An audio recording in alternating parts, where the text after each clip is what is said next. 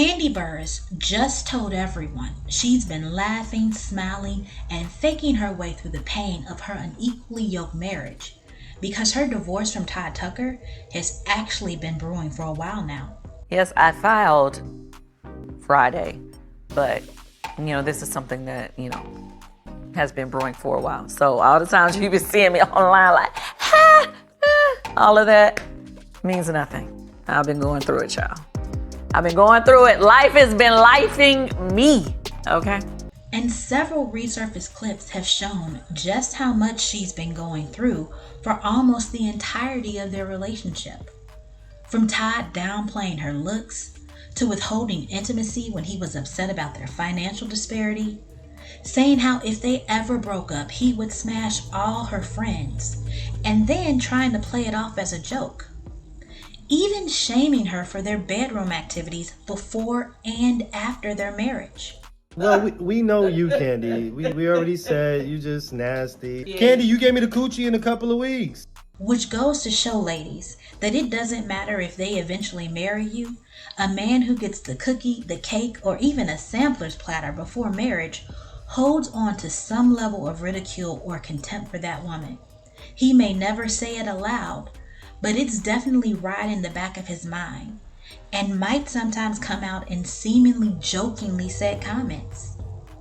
And please don't even think about allowing a third party into the marriage. No matter how much he acts like he wants it or says it will spice things up or make it more intimate sharing this experience, or it will only be one time, or this is his fantasy, or don't you trust me? This will only strengthen our love. Or if they don't do it, he'll leave. Whatever the reasoning, he is still looking for the woman to say no, to set a standard and hold on to the sanctity of their marriage where they forsake all others. Because if she gives in, well, you see how Todd basically called Kandi nasty. He may have acted like it was a joke, but he meant that ish. There are even clips from 2023, 9 years into the marriage, that showed Todd still arguing over the terms of the prenup that he had to sign before he married Kandi. Asking why isn't his name on the house that she came into the marriage with? And when Kandi went on to say that the things that she built up before they got married were hers and should remain hers, but since they had gotten married, Todd's name was on all the businesses and real estate that they had gone into together, Todd quickly sidestepped that and basically said that women who were bosses and had it together money-wise, who were so focused on saying, mine, mine, mine, mine, mine, mine, mine, and keeping what was theirs, would probably end up alone. Even flipping the script and using his podcast topic of the day to basically say, why shouldn't he get half of everything since he helped support her and organize her and gave her children? Or why does he have to come up with his part of a joint business deal before she'll put money into his ever-changing dream? From producer to restaurants to trucking, Todd was investing a lot of money in his business schemes all at one time. At one point in 2019, requiring a combined $660,000 investment that had Kandi telling Todd that it was all too much at once, and if a recession came, they would be in trouble. And even though Kandi came out later and tweeted how the money Todd was investing in these businesses was money that he helped make so he could spend it however he wanted, those later conversations in 2023 seemed to show that Todd didn't just want to use the money they made together for his projects. He wanted Kandi to use the money that she made from Escape, Bedroom Kandi, rhoa, and other businesses that she had before they met. First, Todd wanted to continue with his career in production, so Kandi helped him produce plays that she could be part of. Their first play together being A Mother's Love, based on Kandi's own relationship with Mama Joyce. According to a radio interview Kandi gave before the wedding, working together was interesting because they both had to learn to stay in their lane and compromise. But it became difficult with Todd threatening to quit the play every time he couldn't get his own way. Initially, the play was very successful, and after its first run, they planned to take it on a national tour. But ticket sales for the tour didn't go as expected, so they had to cancel it. They still made good money, but it wasn't as big as they hoped it would be. Now, Kandi's response was to keep it moving, go on to the next thing. Todd's response seemed to be punishing Kandi by withholding intimacy. And when she approached him about them doing marriage therapy because they weren't having enough meetings in the bedroom, and maybe getting helpful tips on balancing their marital relationship with being in business together, Todd immediately asked Kandi how they were doing financially. Were they making things happen? He was showing how he equated any issues they were possibly having to money, which threw Kandi off because that wasn't even a problem for them in her mind.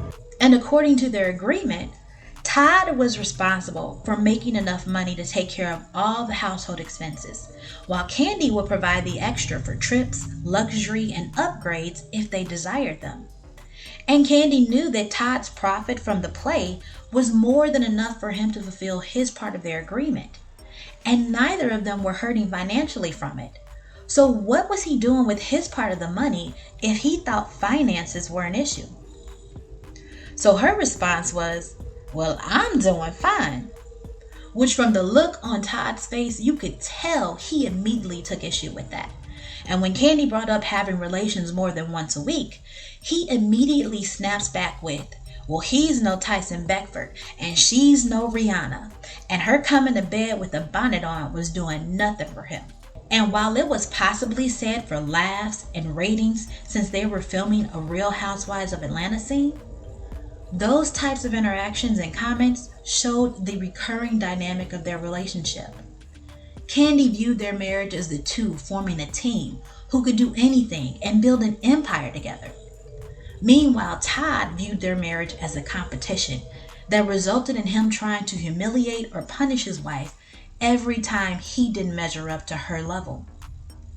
Those clips all showed how they were unequally yoked on the most basic levels, from how they viewed and handled intimacy, how they viewed money, or even their roles in the marriage. Even though Kandi thought they were working as a team, Todd felt the struggle to best her financially, trying to make his own wealth that didn't have anything to do with her. He wanted to shine on his own, so he tried to branch out from the businesses that had them constantly in each other's pocket, like producing the plays and other events, and he decided to become a trucker. But when he fell short, he took it out on Kandi, and one episode of Real Housewives of Atlanta had him telling her that he was unhappy. He didn't want to be a freaking trucker. He wasn't following his dreams. He wanted to be producing like he started out doing, but he was too busy making everyone else happy and too afraid of not making enough money to really pursue his movie production dreams. And when Kandi pointed out that she fully supported his production dreams, but it wasn't her fault that he hadn't followed through on that yet, Todd moves the goalpost and says how he hasn't been able to pursue his dreams because he's worried about making sure that he stays this guy, and how he always supports her dreams because he really wants her to blow, but she needs to spend more time with him. Completely gaslighting her, because if he would have stayed working as a team with her and not trying to do something that wasn't even his dream, they would be spending time together. And he'd be able to go to these events and shows with Kandi. But Kandi falls for it and says she wants to spend time with him too. So Todd snaps back, well, act like it. And then, since he's sitting, Kandi gets on her knees, not to pray to God that she doesn't mollywop him upside his head, but to get close enough to kiss him and apologize and thank him for putting up with her crazy life, before she walks away in tears and had to get her makeup retouched because Todd decided to pick an argument with her right before she had to go host an event. This gaslighting was a pattern in their relationship, and when you look at how they came together to begin with, the whole thing starts to look like a scheme that Todd set up for him to come to you with the bull. So according to a couples interview they did over 5 years ago, Kandi and Todd met in 2011 when they were working together on the set of Real Housewives of Atlanta. He was a line producer and Kandi was one of the highest paid housewives, with a bank account already in the 8 figures due to her career as a successful R&B singer, songwriter, and producer, as well as other business ventures like Bedroom Kandi and various real estate investments. 35-year-old Kandi was minding her rich black girl magic business when Phaedra and no less than 2 other people in the space of a couple weeks started bringing up 38-year-old Todd Tucker to her as a romantic prospect. And Kandi started wondering who this person was that all these people kept trying to get him on her dating radar. So now, instead of just being a part of the crew that Kandi didn't even have any interactions with, Todd Tucker was now a person whose name registered in her mind. So in August, on the second to last day of the cast trip to South Africa, another producer mentioned that Todd wanted to take Kandi out. And so the next time Kandi had a scene, Todd was now firmly on her radar. But instead of asking her out, he actually ignored her. Now, during the interview, Todd explained how he had told his fellow producers who had regular interactions with Kandi that he thought Kandi was cool and to tell her that he wanted to take her out. Which apparently, despite the no fraternization policy, everyone from the producers to Phaedra seemed to have no problem facilitating this little hookup. Then, Todd took great pleasure in letting Kandi know that him ignoring her was a player move, designed to make him seem mysterious, thereby flipping the script so that Kandi became interested in pursuing Todd and checking him out, as opposed to Todd doing all the running. So after all the build-up of anticipation, Kandi was left with a big nothing burger when they finally crossed paths. Until the next day, when Todd came to her hotel room to give her the bad news that there was no time in the schedule for Kandi to get a massage like the rest of the cast was getting. This led to them talking and Todd asking her for drinks. Kandi was like, "You don't know I don't drink?" Todd says, "You can watch me drink." And so they go to the bar where they see surprise birthday party decorations had been set up for Todd. So as not to spoil the surprise, the two go back up to Kandi's room before shocking everyone by showing up to the party together, where Kandi ended up singing happy birthday to Todd. They left the party and again went back to Kandi's room where they spent hours talking. And right before Todd decides to head off to his own room, he pulls Kandi in and, in his own words, took him some sugars, because he was still trying to be the man that lingered in Kandi's mind. And Kandi was impressed with his take charge attitude, because she wasn't used to her dates taking control like that. So the two began seeing each other after that. But because of the no fraternization policy between cast and crew, Todd tells Kandi that they have to do it secretly because he could lose his job. Which is interesting, because he apparently had no problem letting said cast and crew know that he wanted to date her. But now all of a sudden his job is on the line if the same people catch them actually dating. It could have been a scheme that Todd set up for him to come to you with the bull. So they become a cleaner version of Escape's "You're My Little Secret." But it basically leads to a lot of meeting up at each other's houses, which makes their dealings intimate right off the bat, which Todd confirmed when he shamed Kandi for giving him the goods 2 weeks into dating.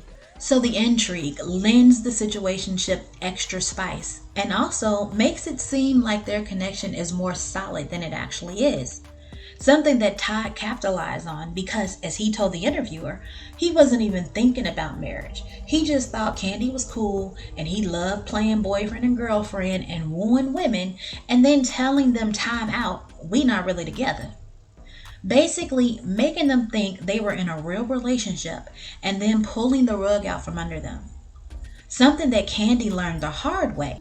Because one day, after talking to him on the phone when she was on the way back from a business trip, and Todd giving her the impression that he wasn't going out that night, Kandi showed up to his place uninvited. only for Todd to answer the door dressed to impress and asking her what in the world she was doing there, as he was going out. And apparently he was going out with another woman because Kandi was not invited to go out with him. And so she left his place feeling shocked because, according to Kandi, even though she knew he was still dating other people, that was not the reception she was used to getting from men she was dating. She was used to them being excited to see her and making time for her if her schedule cleared up for them to be together. So now Kandi is feeling some kind of way because she's been going out of her way, driving all the way to Todd's house, which was apparently quite some distance from where she lived. And then she had to leave before 5 a.m. every morning to get home before her daughter woke up. So she's feeling that she's jumping through a lot of hoops for this not to be a real relationship. So 6 months in, she tells Todd he needs to make a decision on whether he wants to be in a real relationship. And although he said he was impressed that Kandi was forcing him to make a decision because most women would put up with whatever to keep the guy happy, he then laughingly said that he had just moved to Atlanta and wanted some time to run around for a while. And then he also reminded Kandi that if they were to make it a real relationship, he had an even bigger decision to make because he would have to quit his job because he would be breaking all the rules by having a relationship with the cast member. But again, he apparently had no problem breaking those rules by soliciting the same cast and crew to help bring him to Kandi's notice. A scheme that Todd set up for him to come to you with the bullshit. So Todd reminding Kandi of that subtly implanted the idea that he would be making some huge sacrifice for her, which in turn made her feel like she had to make it worth his while. So now, not only is she begging him for a serious relationship, even getting on her knees and asking him to pray with her about it. But then Kandi basically said that she felt she had to make Todd see that even though he was making good money, he could do even better with what she could bring to the table. And maybe that would make him more willing to jump off the cliff and choose her over his job. So Todd puts in his resignation. But surprise, surprise, according to an interview Kandi gave in 2013, he didn't lose his job. It was never even a real issue. The production company just moved him to another show. But Kandi still had to back up her words with what she was bringing to the table. So, with her support, that next month they did an event together where Todd was able to make over a quarter of his salary doing less work than he had previously. Now, since they were in a real relationship, Todd said he was forced to make another tough decision when Kandi asked him to film on Real Housewives of Atlanta with her. And he said he didn't sign up to do the show and was really trying to make it seem like it was such a huge imposition for him. So much so that he almost overplayed his hand because Kandi said that since he was ready to take such a huge risk of resigning, she would be willing to jump off the cliff too and leave the show if they had a problem with Todd not filming. But Todd ultimately decided to do the show based on advice from his mother. And he said he wasn't stupid. They weren't giving up that rhoa check. He'll jump off the next cliff too. Basically making it seem like he was making so many sacrifices for Kandi when those same so-called sacrifices were never even necessary, or they resulted in an upgrade to his life every single time. They continued to date, with Kandi eventually being the first to blurt out that she loved him during intimacy and Todd not saying it back to her, leaving her feeling played, as she later told a friend that she said "I love you" and he didn't say it back. But Todd eventually told her he loved her one day while she was getting in the car, and soon their relationship progressed to Todd proposing in 2013 and Kandi accepting.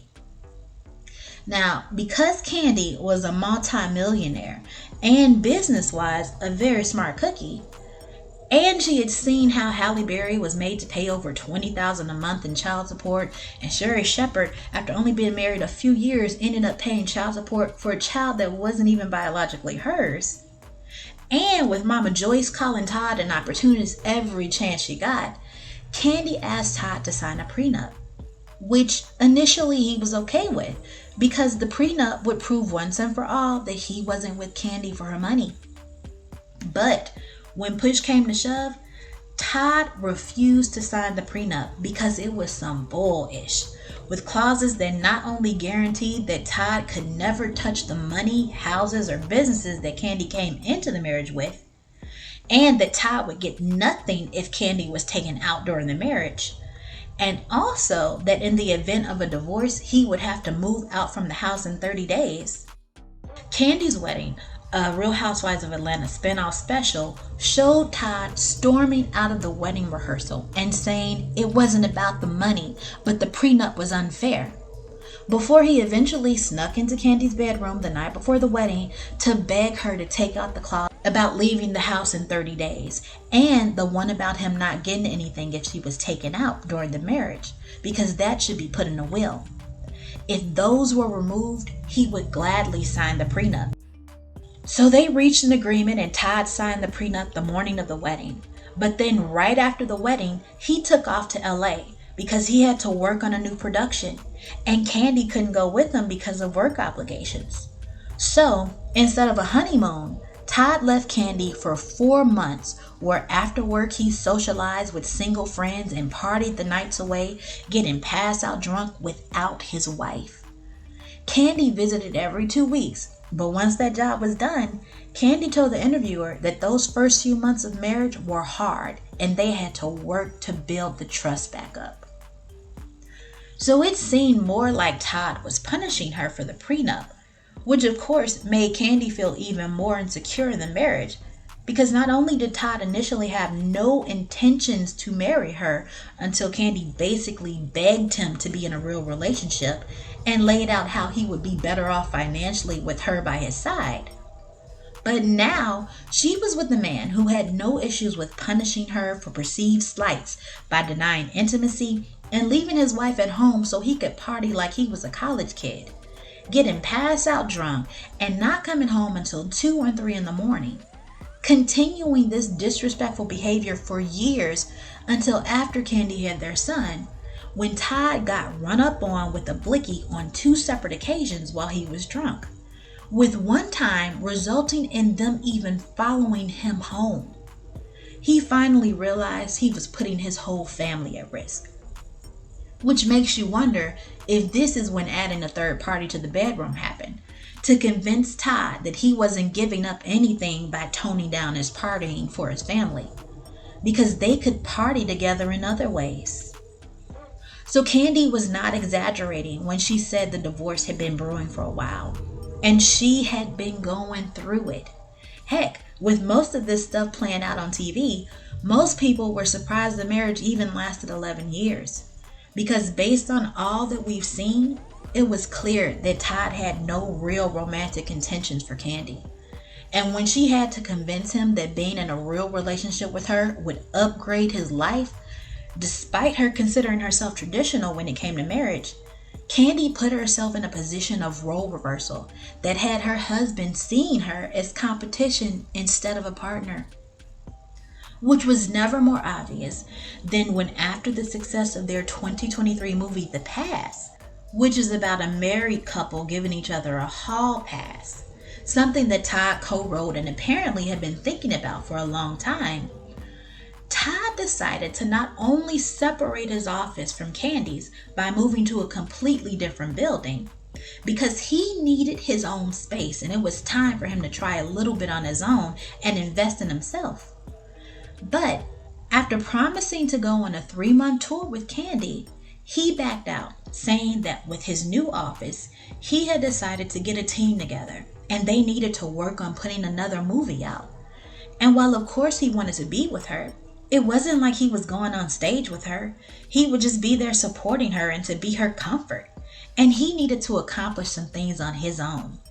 And for Kandi, it seemed like something had finally clicked into place. See, I knew you and this dang on get your own office BS was gonna try to separate us and put space in between us. I knew you was gonna do this. See, that's the problem. When you got a couple that's been together, we always be together 10 years straight. We do everything together, we work together. Now you want to get separate office spaces. Now you got new people coming around. But the thing is this. Mark my words. When you see how they were unequally yoked regarding marriage goals, partying, drinking, intimacy, and even money, and you add that with Todd seemingly having to be convinced of the perks of being in a serious relationship with Kandi, all the while constantly gaslighting her to make her feel she owes him something. For anyone who knows the plot twist in their movie The Past, does it seem like Todd might have been playing the long game from the beginning? Let me know what you think in the comments. Remember to like and subscribe for more. Thanks for watching and have fun today.